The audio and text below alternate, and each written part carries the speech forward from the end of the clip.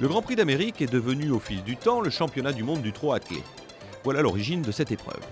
Créée en 1920, à la sortie de la Première Guerre mondiale, elle est baptisée ainsi pour remercier les alliés américains de nous être venus en aide durant la Grande Guerre.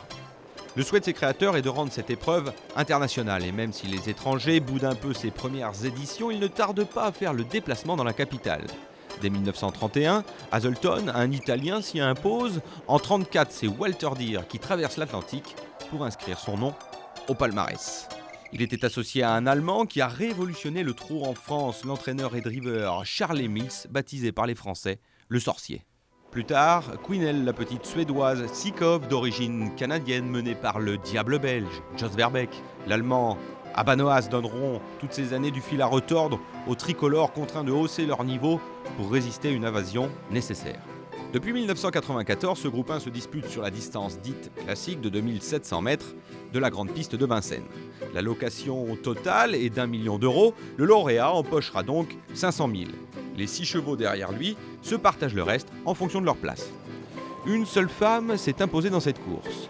En 1995, la Suédoise Ellen Johnson terrasse l'opposition grâce à sa craque Inascot.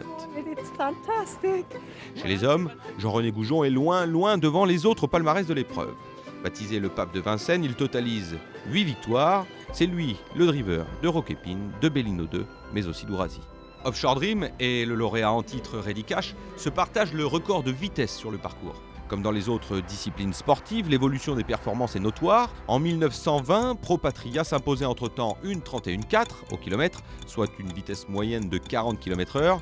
Les tenants du titre actuel sont capables de trotter une 12,00, c'est-à-dire aux alentours de 50 km/h, soit 10 km/h de plus.